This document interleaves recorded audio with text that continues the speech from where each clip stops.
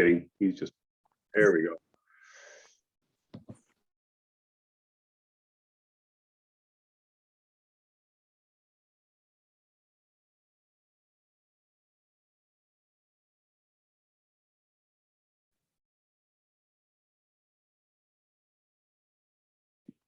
And now, there we go. Let's start with the Pledge of Allegiance. I pledge allegiance to the flag of the United States of America and to the republic for which it stands, one nation under God, indivisible, with liberty and justice for all. And the four-way test and the things we think, say, and do. 1, is it the truth? 2, is it fair to all concerned? 3, will it build goodwill and better friendships? 4, will it be beneficial to all concerned? All right, Tony, you have the reflection today.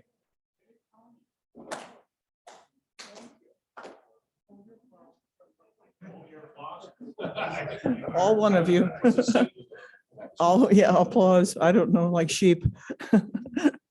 I got very lucky when I became part of this club. I think most of you know, but for the new ones, I was hired originally to play for the Rooters. And then eventually I snuck into the club as a member too. I met a group of very friendly, positive, and generous people interested in serving others. I love the guest speakers. There have been so many. I had to edit down the list, but the really memorable ones to me are learning about Crescent Cove and the work they do with the terminally ill children and their families. It's so important. I love the state auditor who audits the legislature, but you know, I always remember that young couple who were rowing a boat from somewhere in California across the Pacific to Hawaii in a competition. I think that was just, wow, you know, amazing, all the preparation they did. And the Peace Bunny Island, the young man who was so entrepreneurial about raising the bunnies and then buying a boat and buying an island in the Mississippi for his bunnies. Service opportunities abound. I work at CES, usually pagging the food. That's led to my working there at Meals on Wheels and Anna Meals also. We sing at senior centers, the Rooters. We can get back to that. I'm looking forward to that. We give books to kids and we provide a lot of food and the Christmas gifts for families. I help load them into cars and we just kept loading and loading and loading. This is a very generous club. The best part for me is always Happy Bucks. I love Happy Bucks. They're so fun. You get to hear about birthdays, anniversaries, trips, adventures. You guys go on some great adventures. Promotions, job changes, life changes. It's all so positive. I love it. You know, we need that in our lives. I picked 3 memorable ones.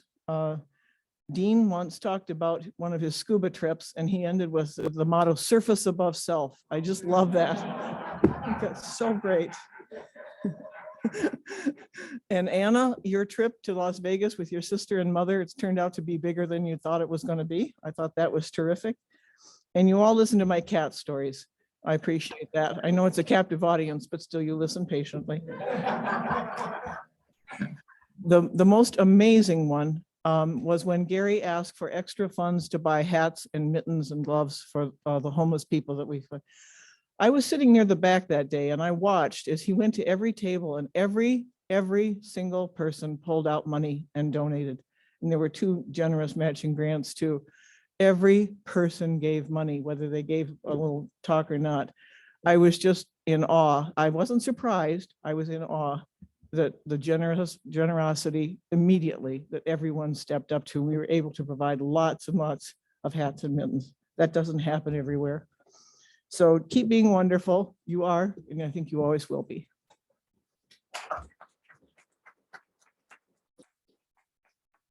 Thank you, Tony. David Wheeler has our song today. David. Before I do the song, I want to say a quick word. I had the opportunity to lead a delegation from Duluth to Petrozavodsk, Russia. And we sat around at night drinking vodka, telling stories, anecdotes, they would say. And then we start to sing. And the Russians loved to sing, and they would sing a song, and then we'd sing it. We go back and forth. The one we ended on, and they actually joined us. We're not going to do this one today, but it was Amazing Grace. The Russians sang that with us. So we're going to do something fun. I'm an old camp counselor, emphasize old, and And we're going to do, if you're happy and you know it, clap your hands. If you're happy and you know it, stomp your feet. They'll love it downstairs. If you're happy and you know it, shout amen. And then you do all three. So I'll lead us. I think you may know the tune because I know I've done this before, I believe. If you're happy and you know it, clap your hands. If you're happy and you know it, clap your hands. If you're happy and you know it and you really want to show it, if you're happy and you know it, clap your hands. If you're happy and you know it, stomp your feet. If you're happy and you know it, stomp your feet. If you're happy and you know it and you really want to show it, if you're happy and you know it, stomp your feet. If you're happy and you know it, shout amen. Amen. If you're happy and you know it, shout amen. Amen. If you're happy and you know it and you really want to show it, if you're happy and you know it, shout amen. Amen. If you're happy and you know it, do all three. Amen. If you're happy and you know it, do all three. Amen. If you're happy and you know it and you really want to show it, if you're happy and you know it, do all three. Amen. You got your exercise and now you're all awake.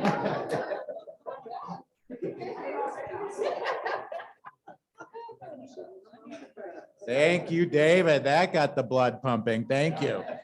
All right, now we are going to introduce our guests and visiting Rotarians. Mary Pat.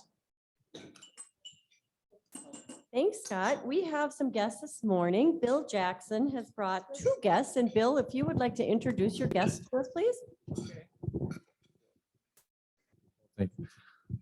You've got my wife Shirley and our friend Mary, and they'll introduce themselves. I just put food in my mouth. You can wait a minute. Okay, just give her a second. I'm Bill's wife, Shirley Jackson. Hi, Dave. Yeah. Mary is our guest. She goes to our church and has also been a supporter of Emma Norton. I'm on the Emma Norton Services board and have been connected with Emma Norton for a long time. Bill and I have been big contributors to them because we believe in the mission. It's for women who are homeless, and most have either mental health or chemical health or both, real often both issues. And then we also have a facility for 13 families with apartments. That's in Maplewood, and our facility right now is right near the state capitol. And Shauna, who is our speaker today, will tell you probably, I know she will, about the new building we're going to build. Thank you. Thank you. Good morning. I'm Mary Hallett. I am a friend of Bill and Shirley's. I've known them for, oh wow, probably close to 30 years. We met through church.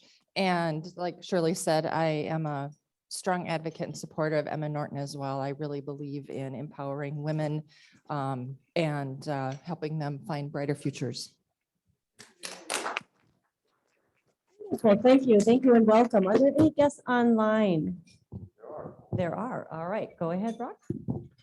Online, we have Addie Cross with us today. Yeah, let me, if I don't mind, I'll just say a couple of things. So, and then Addie will take over.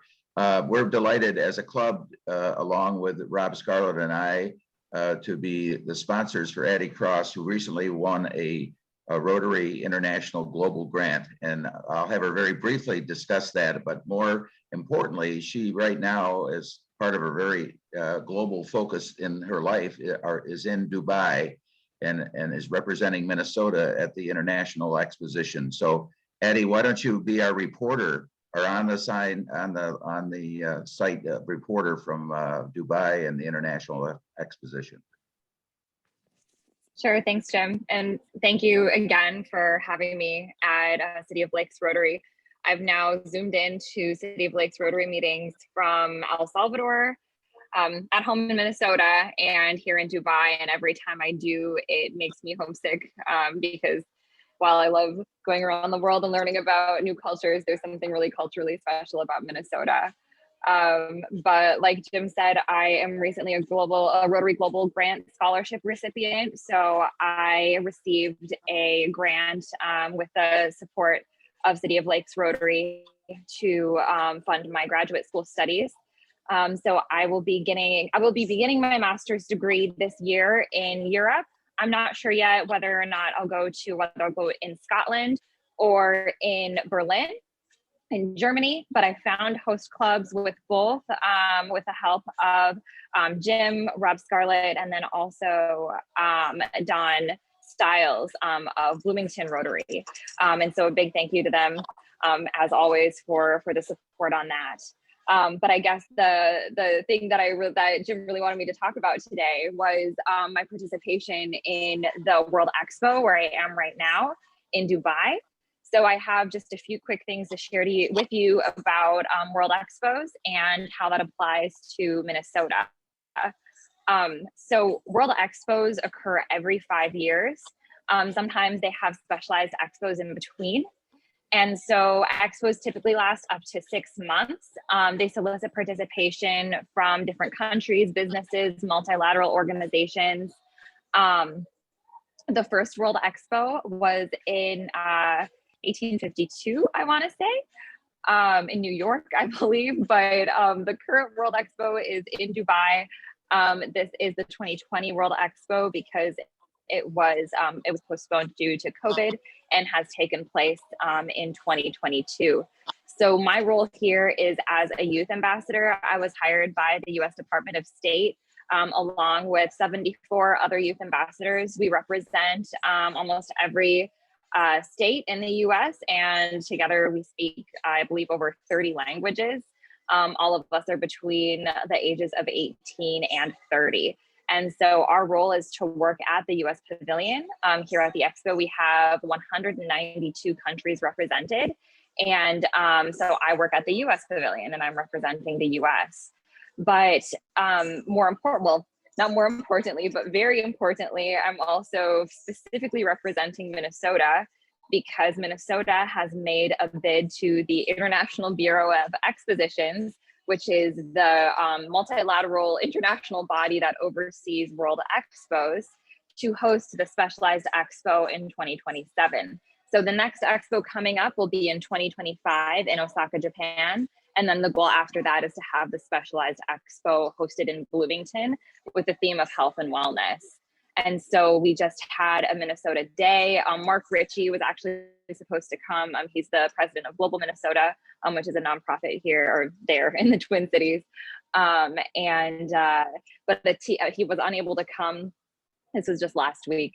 But a team from Minnesota came, a delegation, and we were able to kind of like ramp up excitement to host the next specialized expo in Bloomington. So my impressions of Expo have been overwhelmingly positive. It's just a confluence of cultures and people, a lot of young people, a lot of people very energized to learn about different cultures, learning about each other. And it's been a really wonderful opportunity to represent the US. I also have some Rotary connections here. I was able to connect with the former president of the Dubai Rotaract Club, and I'm hoping to attend a meeting soon. And Rotary also has a presence at Expo. They have their own kind of pavilion here.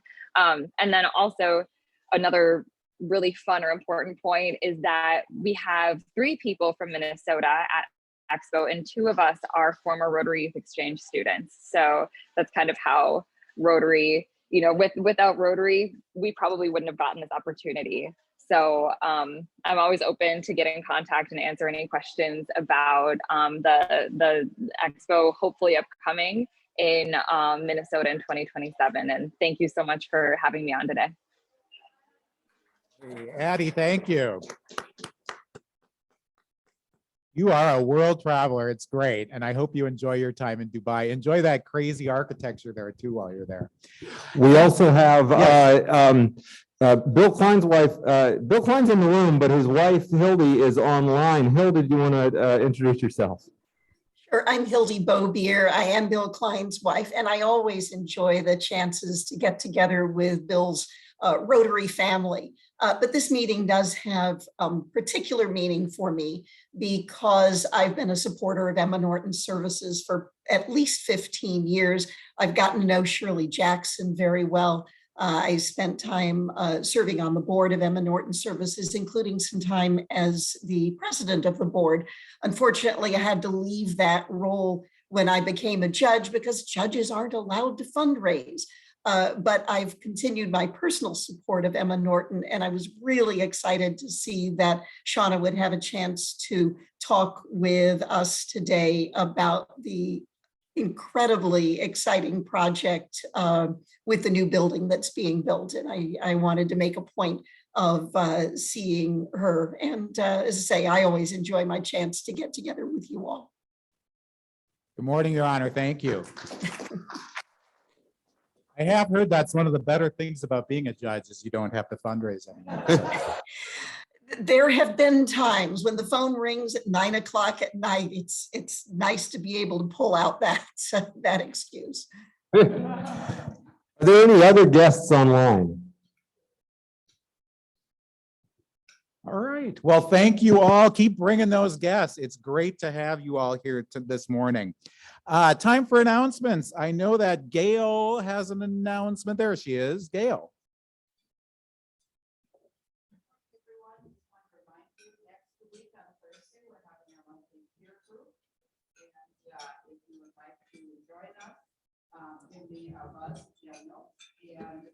Our topic this time is going to be burnout, and more importantly, how to avoid it. And Sangam is going to be our speaker today. And it wasn't done. Okay. All right. So peer group Thursday, come join us if you would like. We'd love to have you. Bye.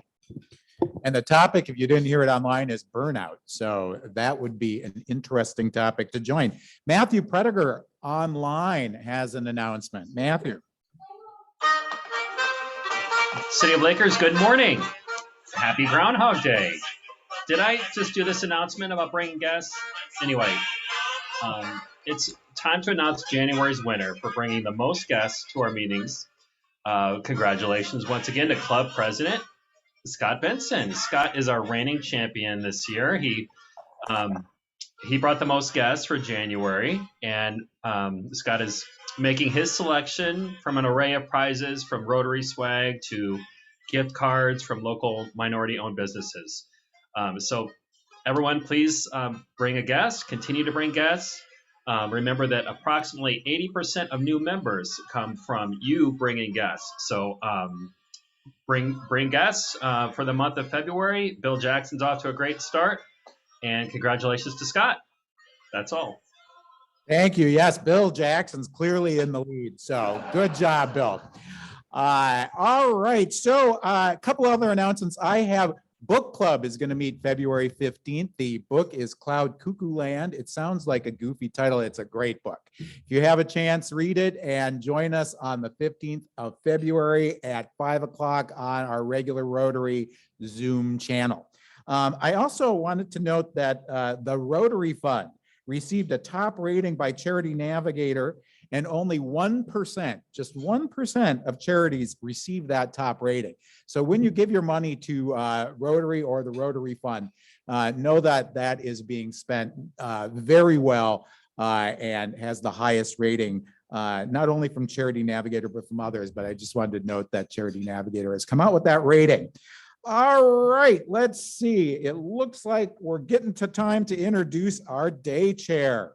Our day chair today gave me, I think, this is probably the best bio I've ever received. If you remember the old night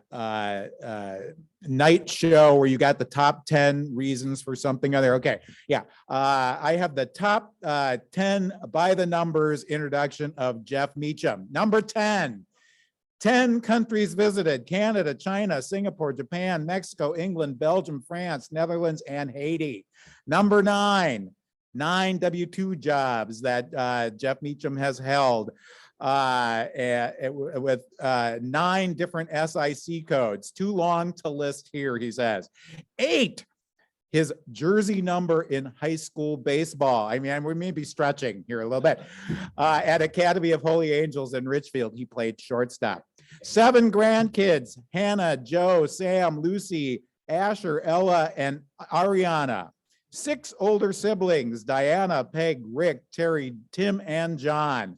5 times that Jeff has run the Medtronic TC 10 miler in 2010, 12, 13, 17, and 18. 4 cities that Jeff has lived in since he was married: Minneapolis, Richfield, St. Louis Park, and Bloomington. 3 children, Jessica, Maria, and Thomas. 2 Rotary clubs in the last 27 years, Bloomington Daymakers, until he found the best Rotary club in the world, City of Lakes Rotary. And 1 wife for 40 years, Gina. Jeff, thank you for being our day chair today. You're never going to get the usual with me, which is one of the reasons I've had 9 different jobs in 40 years. From a bio perspective, for Shauna, I'm going to try to keep it short because, my gosh, what a mission when I have that time for Shauna to share with us. But just real quickly, I loved the fact that she studied abroad. She, through the Lutheran Volunteer Corps, taught English in Japan through the JET program. Love that. Master's degree in journalism from Boston U and English and political science from Augustana. Love that. And then one of the things I didn't say in my bio is that as a former recruiter and staffer, I know how to stalk in a good way. So I checked out Shauna's Facebook, and here's what I'll tell you. There is more here than meets the eye. Family of origin, her husband, Steve, their beautiful kids. Very, very, I would love to hear you tie in that family piece, what that has meant to you. So that's what we're doing. Very short bio. Let's reserve the time for Shauna Nelson Wills.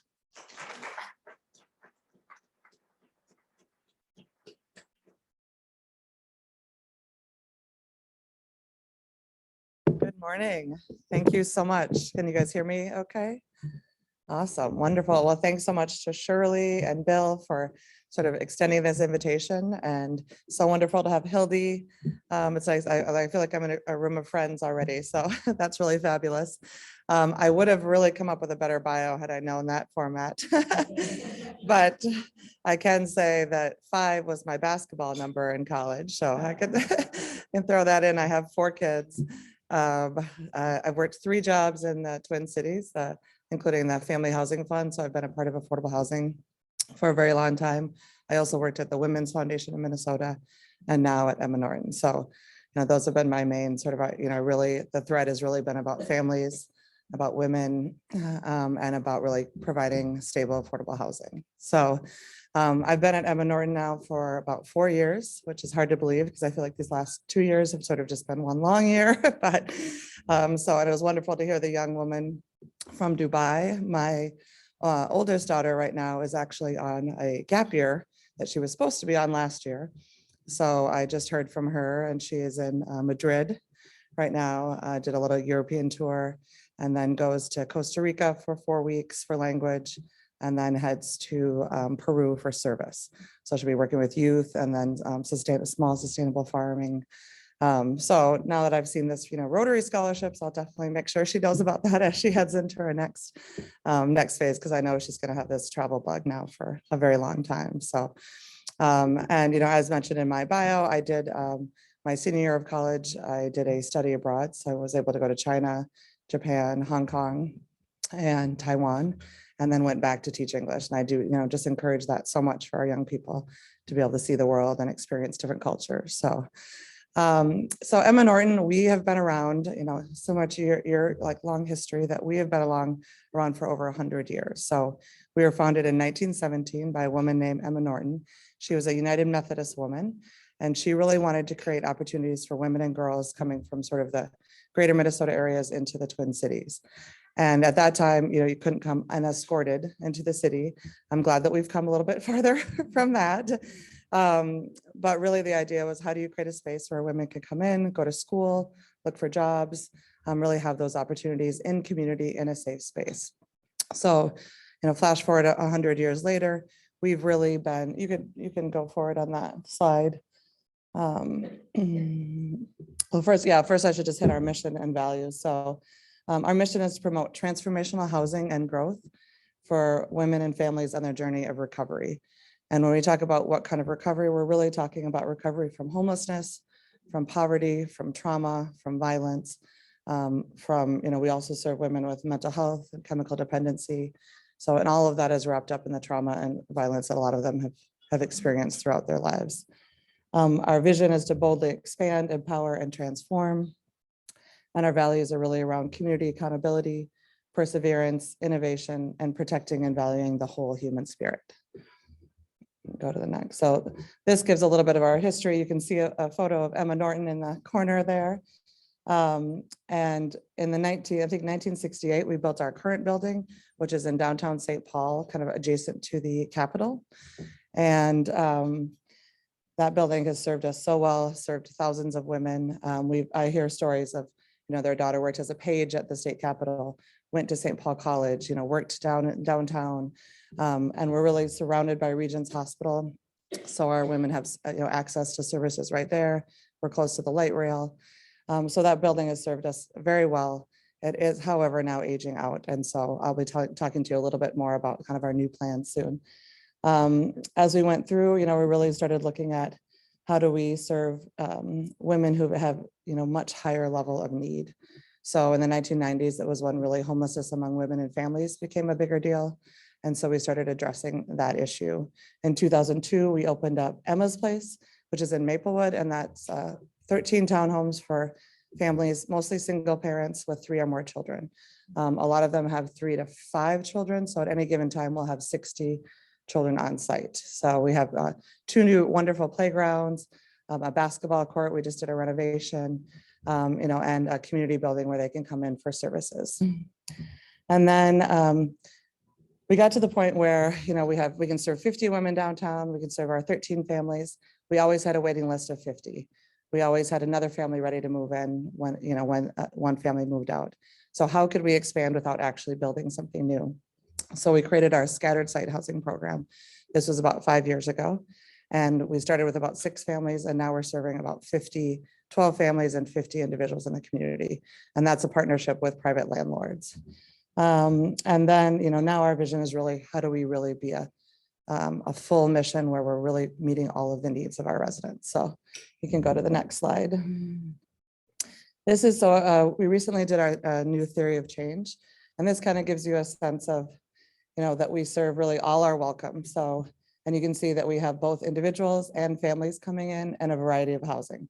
So we have individual, homes, we have the downtown site, and we have the townhomes. And really, we understand that especially people that are going through recovery of, homelessness or trauma, chemical dependency, that it's not a straight journey. We'd love to say that people come in and they just go straight up and, graduate from Harvard, but that's not exactly the trajectory that, that people that experience homelessness take. So, all of us on journeys have different paths too. So we understand that when people come in, we really advocate with them and find out what are their goals. So for some women, it's coming in and they want to be able to get mental health services for the first time and get that stable, be able to reunite with their kids if they're separated from their children, be able to, go to college and get a better job. So whatever their goals are, we're really working with them to achieve those goals. So you see those dots are really us helping them kind of keep moving on and helping them reach those goals. And when they do take a step back, so we are permanent supportive housing, harm reduction. So that means if someone has a relapse, somebody, maybe doesn't follow the exact rules, that we work with them. It's not an automatic, sorry, you're back out in the streets and good luck, dealing with your mental health or getting sober in your car, or, so it's really about how do we help them, give them that support, and continue on that journey. We have had women had to exit because of certain, violations, but that's really, we try to keep people and help them as needed. And then the next thing we're really trying to do across all of our programs is create that stability. So really that's the housing piece, having that stable, affordable, safe place to be, that creates that stability. And then really helping them with self-acceptance. So many of the women that we serve have gone through so many different difficulties that their self-esteem or their self-worth is, not at the level that you'd want it to be. So how do we help them understand that, so much of what happened to them was not their fault, and have that self-acceptance of themselves? And then how do we help empower them so that when they do leave us, they're able to access that healthcare that they need. They're able to advocate for themselves. They're able to, continue to receive, to achieve those dreams and goals that they want. And then really we're hoping that then through that, we're creating whole and healing for them, but also for our community as a whole. Go to the next, yeah, thank you. So ENR is our main building downtown that serves 50 women. I know Shirley's been there many times to help with different projects. And it's really a dormitory style where women, share rooms. There are, I think, about 16 single rooms. Otherwise, it's 18 shared rooms. We have 3 meals a day, on-site case management, and connections to other supportive services around us. This model had worked wonderful, when women were coming in and just needing jobs or a safe place to be or access to others and having that support. But now we're really serving a much higher need of women who've had experienced, much more trauma. And so a building that's concrete, a building that, has shared room, doesn't have the same privacy or ability to really have guests, is not serving us in the same way. So I'll go on to talk a little bit about that. But again, this building has served us for many, many years. So I don't want to take away from that because it has been an incredible resource for St. Paul and our broader community. I know you guys are on the other side of the river, so I do want to say that we do, we partner with people throughout the Twin Cities. So women come from us from Minneapolis, from greater Minnesota, from other states as well. We partner with like People Serving People downtown. So a lot of the women coming out of that shelter then move into our townhomes. So, it's definitely a connected system. You can go to the next one. These are the townhomes. You can see, the beautiful children. We have children age, 0. We have some new infants that have just come to us, all the way up to kids that are 18 as well, and our teens. So right now we actually have a higher level of teens. So we've been trying to look at how do we shift our programming to really support that need.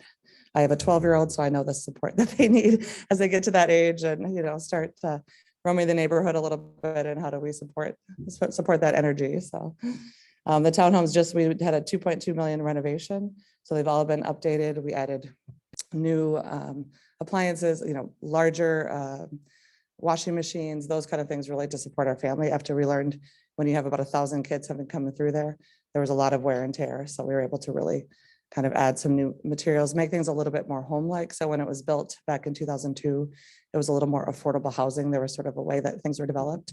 And we tried to bring back more in the hardwood floor look and the, softer lighting and just, different ways to make it really feel much more like a home. You can go to the next one. Yeah.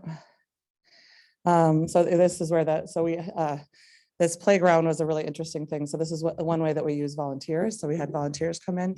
We had to reschedule it 3 times because we scheduled it for last October when we had that rogue snowstorm. So there's the weekend, then all of a sudden we had a snowstorm. Then we had like a ton of rain, so we couldn't install it. So we finally had the installation, I think, on 102-degree day. But people showed up, and that's how dedicated our volunteers are to making sure that our kids had a new playground. So, and you can see the basketball court. That was really when we were doing the planning for the renovation. We asked our families, what do you want? What do you see? And the youth said, we need a basketball net. So that was added. And then here you see the girl. Writing, we do have programming on site. So 4 days out of the week, kids come in and we do social emotional learning. So, we do some academic support as well, but really we were recognizing that the kids really needed that social emotional support to be able to do well in school and in their goals in the future too. So, things around like, how do you manage your, emotions? How do you, calm your body? How do you, use fidgets or other tools to really help you learn in all kinds of settings? How do you deal with bullying or conflict? And, in some cases, how do you deal with when you see something that's not right or you feel unsafe? How do you report that to a safe adult? So those are some parts of the curriculum that we're doing. You go to the next one. This is that scatter site housing I was talking about the independent living in privately owned apartments and having case management support. So women will eventually graduate from this program. They move into, a unit, and we partner with landlords. So that's always a wonderful thing. And we help them kind of, for a lot of time, a lot of the women, it's the first time they've ever had their own apartment. So we partner with like Bridging and other organizations to help them get set up in an apartment, talk about, really work with them on how do you deal with your landlord if there's an issue with your neighbor or there's a problem with the unit, like how do you advocate for yourself in that case. This woman, Tanana, she has a wonderful story. If you go to our website, she actually spoke at our gala. We had a virtual gala last year. And she talked about that, she'd been on the streets since she was 17. This is her first, safe apartment on her own. And the thing that she said that was most wonderful for her was that she was able to host Christmas for the first time ever and have her family and have her nieces and nephews come. And just that how separated she had been from her family because she didn't have a place to be. So, that always gives me goosebumps that, like we just take that for granted that we can host family or have people over. So, just the pride that she has in her own apartment, and there's a community building or a community room where she can host her family. So I thought that was really wonderful. And she's been able to she's kind of one of our biggest advocates. She's been telling her friends and others who may still be on the streets how to get connected to Emma Norton, how to really change your life. And now she's going to college classes and wants to really go back to be, work with women who have experienced with youth who experience the same things that she has. So it's awesome. Next one. So this just talks about, like, this is one of our peer support specialists. So one of the unique programs that we have at Emma Norton is that we have peer support specialists, and peer support specialists are someone who's gone through a similar journey to the residents that we serve. So they've experienced homelessness, had mental health or chemical dependency, and have sort of come on the other side of that journey and are able to really relate to the women we serve in a different way than our typical case manager who's really helping them get connected to services. This is, just being able to have that peer to really talk to and to see that, have that inspiration that yes, we can get to that place. So that's exciting. This is Leslie, one of our staff members. Go to the next step.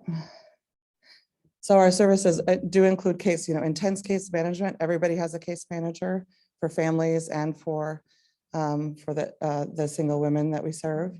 We have youth programming for age 0 to 18, the social emotional learning. We have housing navigation. So when somebody is ready to move on, while I said it is permanent supportive housing, our downtown site, people stay there either from like 3 months to we've had women stay there for 4 years. So just depends on what they need and what their circumstances are. So it's, most people don't stay there permanently, but, we partner with like Tubman, who is a wonderful organization, but they have a, 1 year. And after that year, then you move out. So we don't have any we're able to then take women who are kind of aging, are sort of timed out of other programs, and they can stay as long as they need. We have the certified peer specialist and then our sanctuary model. You want to go to I think the next one is our sanctuary model. So the sanctuary model is really, I kind of explain it a little bit like, rather than looking at somebody who's struggling and saying, what's wrong with you? It's more about what happened to you and, how do we kind of unpack some of that trauma and really, work with you to create a plan and help you heal. And so, a lot of that is a commitment to social responsibility, democracy, growth and change, social learning, open communication, emotional intelligence. And I can't read that top one because I don't have, nonviolence. Okay, I don't have my glasses on, but, and that goes throughout both our staff and the way we work with our clients. So the way we work with each other, we understand that all of us have experienced trauma. And so how do we really, help heal as a community, as a staff, and the women that we serve? And go to the next one. So this just shows a little bit of our growth over the last 4 years, that we've really had tremendous growth, and that's really due to our scattered site housing program, that we've been able to serve more women. We've also done a lot around with the pandemic with they weren't, having people stay in shelters because it was too crowded. So they put people into hotels, and our housing navigators have worked with them to get them safe places in the community. So, it just shows that Ramsey County and our county partners really trust Emma Norton and the services that we provide.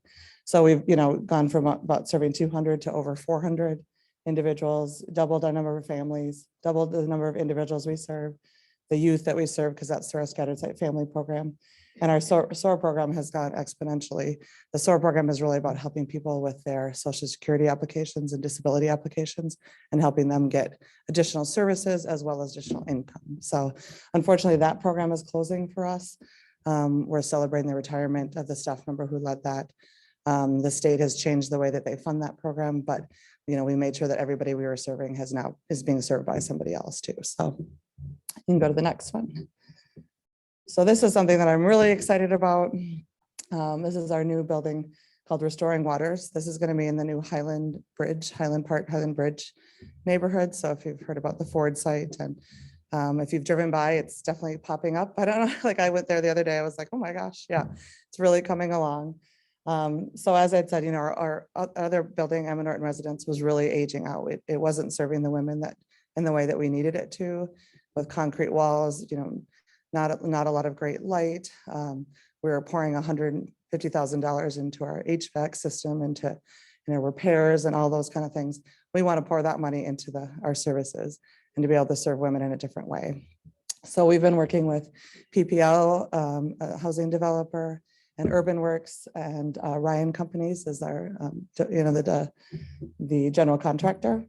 And this is sort of the latest rendering. As you can see, Restoring Waters is the name, and that was really created out of our board members, staff members, and our residents, really kind of talking about what would you want in a name. And to us, when we came up with Restoring Waters, this was the top pick for the residents we serve, really about creating restoration for the individuals.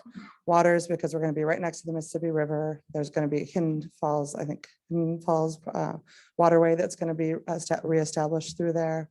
And then water is really sort of, and all through across a lot of spiritual traditions, sort of a way of healing. And so we love the name. If you can see sort of in the design, it's a little bit like a waterfall coming through. So we're going to have sort of that elements throughout the building.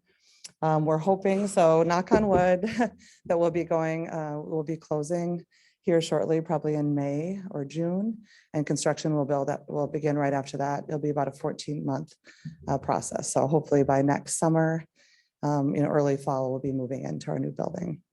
The building is going to serve, so we're going from 50 women to be able to serve 60 women. They'll have their own apartments, so it won't be shared rooms, have their own bathroom, kitchen.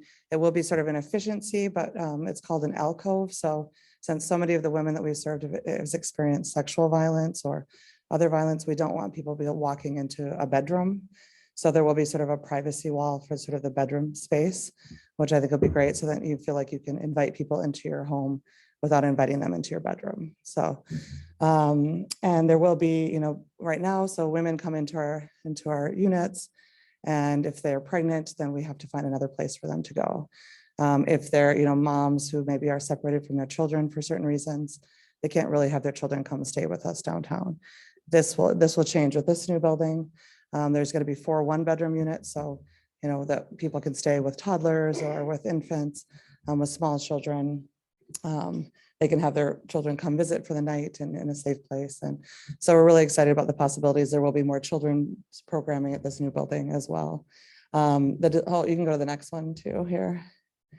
You can see sort of from the design that we're working with Urban Works around trauma-informed design. So there's all this incredible ways that a building can enhance your physical and mental health. So if you kind of see the way hospitals are being designed now, just much more open light, certain artwork, the colors that you use, having kind of curved walls versus hidden corners that are, being able to have wayfinding so that someone that's experiencing mental health or trauma is not, scared or not being able to find their way.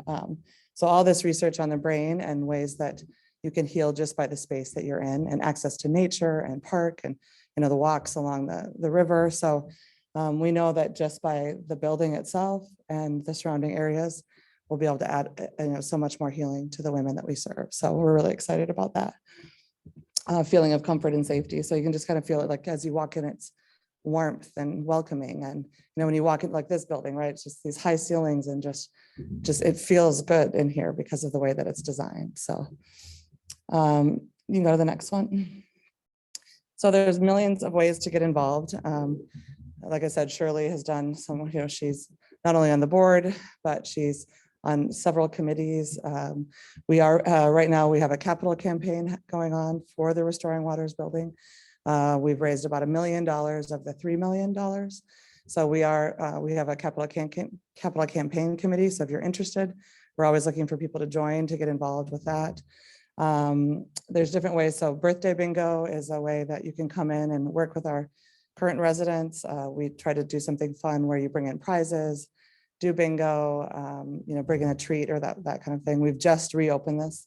We had kind of had that on hold for COVID. So I think the Women Junior League is coming in next month. And so, we definitely welcome a group of you if you wanted to come and really, it's a great way to connect with our residents in a different way. So welcome baskets is a great way too, if you're ever looking for a way to, do sort of a drive. So when women come in, a lot of them literally come in with nothing. So they may have, maybe a backpack and that's it. So, our welcome baskets have a comforter, towel, the health things that you might need, your essential toothbrush, coffee mug, all those kind of journal.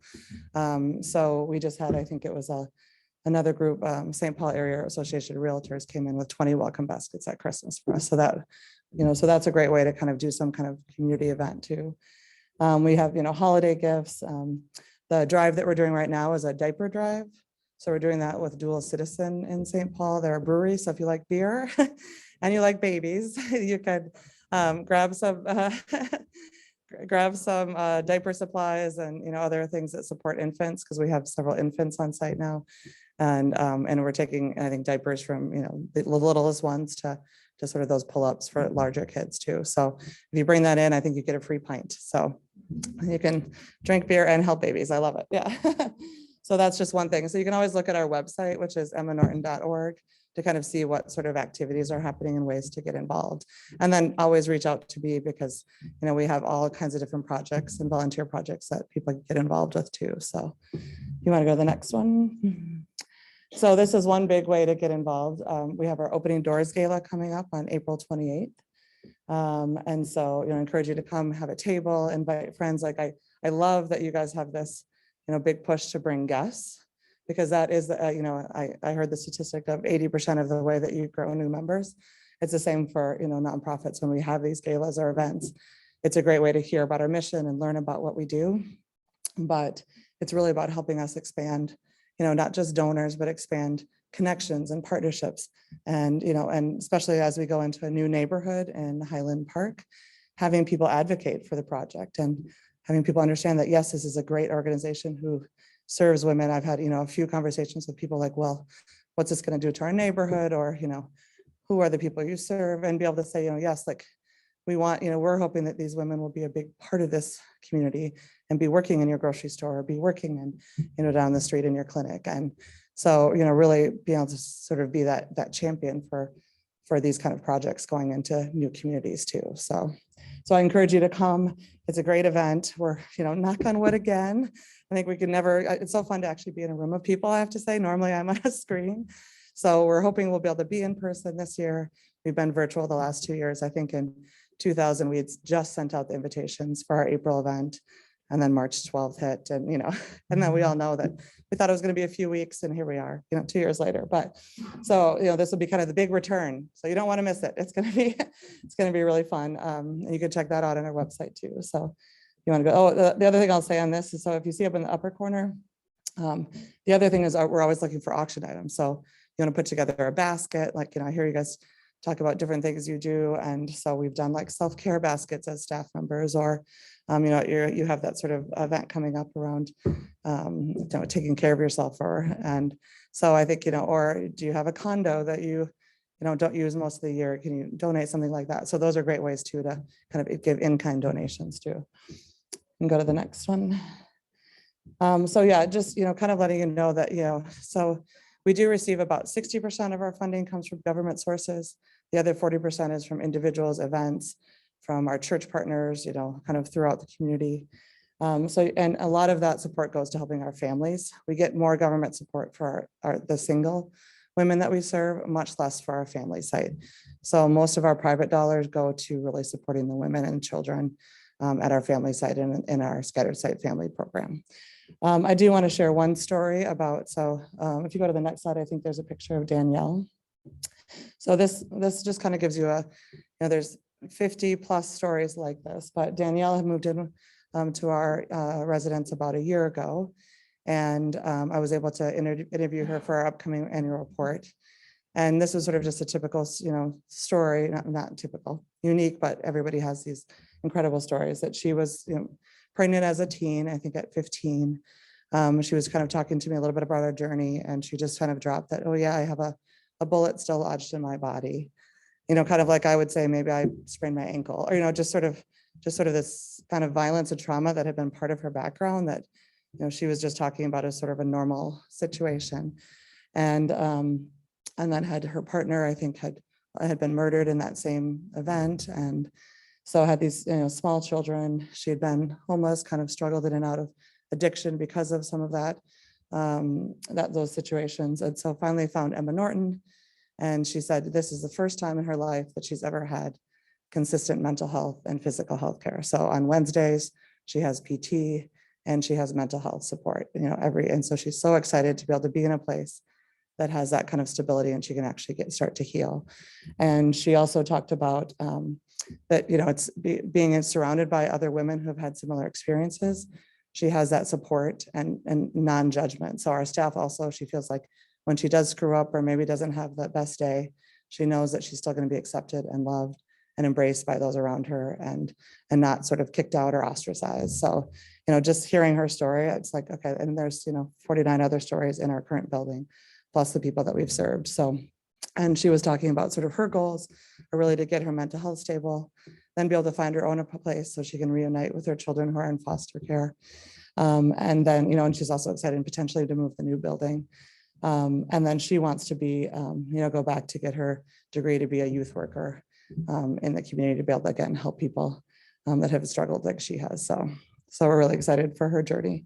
But again, there's, you know, similar stories throughout. So at this point, I welcome your questions because I know I wanted to leave at least 10 minutes for questions.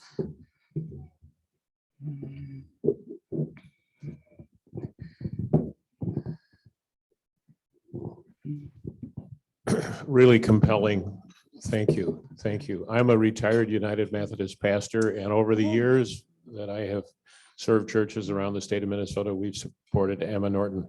Tell us a little bit about what sort of support you get from the statewide United Methodist Church and then local churches.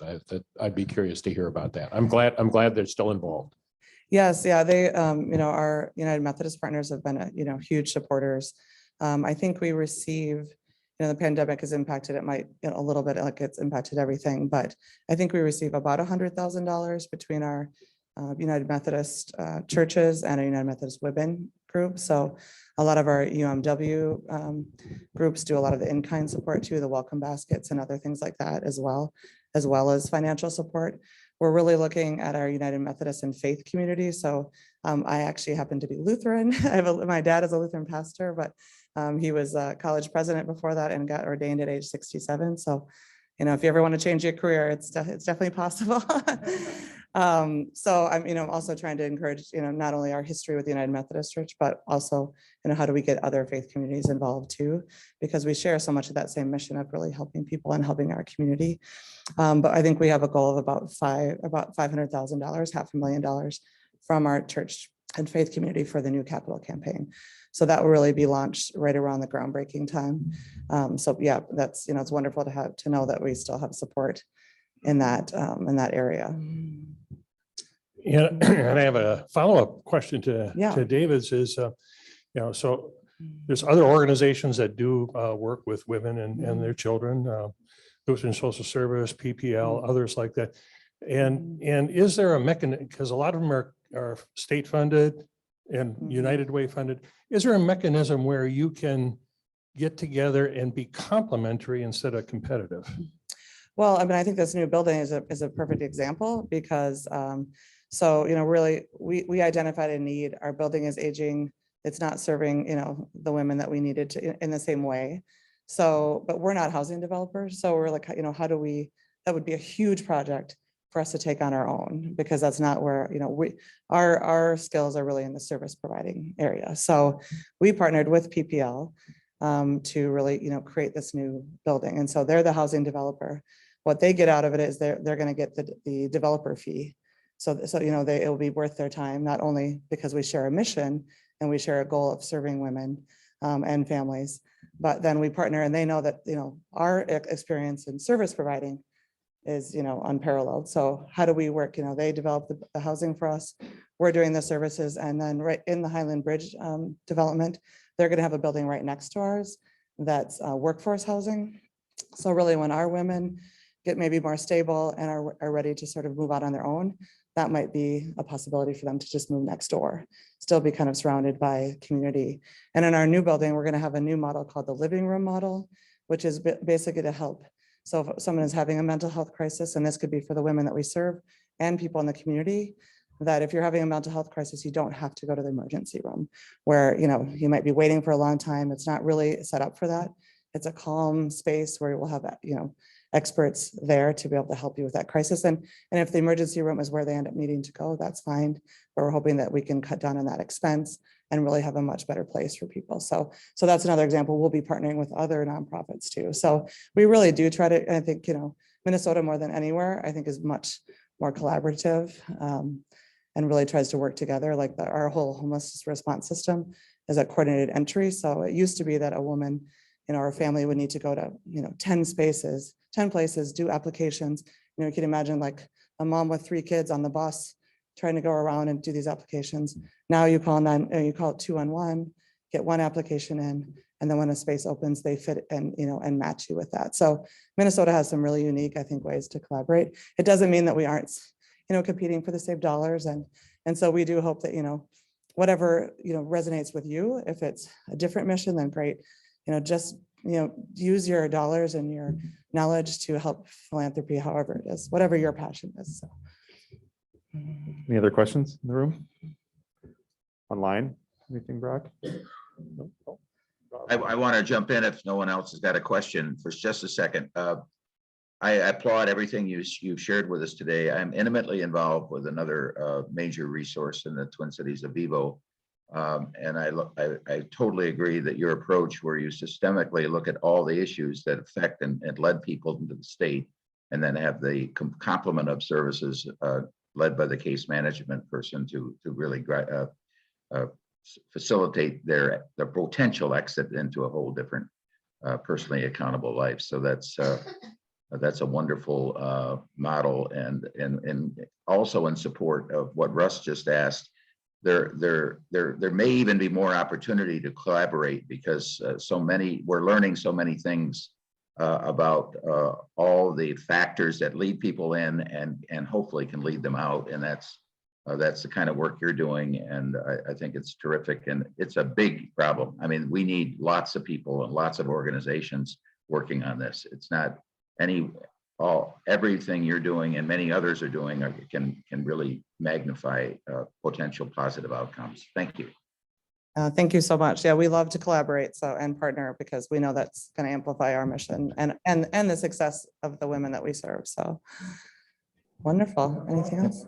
Yeah. I'd like to thank you. Of course, this is the first time I've learned about Emma, and I appreciate very much this opportunity. Thank you for presenting it as you have. My question is, you're obviously well beyond shelter first as a concept, and you do a lot of provide services on site. And what about the role of, you mentioned peers, and you have peers that play a role in dealing with people and helping them. Is there a peer-to-peer component for the women who are sort of your guests as well? Is there any opportunity for creating community beyond their individual role as a resident? Yeah, absolutely. So we do have, we try to provide leadership opportunities too. So we do have a resident council that, women are able to come and be a part of and really sort of talk about, what are some of the issues happening in the community, so that, that it's not, you can imagine if anybody has had kids go off to college or have been, in a dorm yourself, there's going to be conflict. So, how do we really create rules, that they establish that's not sort of arbitrary from us, and they can, and then also, they come to us and say, hey, we really need, this. And then my team, the advancement team, we could reach out to the community, so that's sort of how this diaper drive came about. It's like, hey, we need diapers. It's a huge expense for the families and women that we serve. How do we help as a community to do that? So we try to really involve our families and our residents as much as possible and provide them that sort of community and support. We've also, with our United Methodist partners, had, people come in and do prayer circles. We welcome people to come in and do, artwork or, other ways. We work actually with an art therapist after everything that happened with George Floyd. And sort of that social unrest. We had an art therapist come in. We did lose a child last summer to violence, which was, incredibly difficult for the whole community. So we, utilized art and other ways of healing besides just therapy. And so, yeah, we do really try to create, community. And I think our case managers do a wonderful job of sort of empowering the women at the same time, sort of helping as well. So, yeah. Wonderful.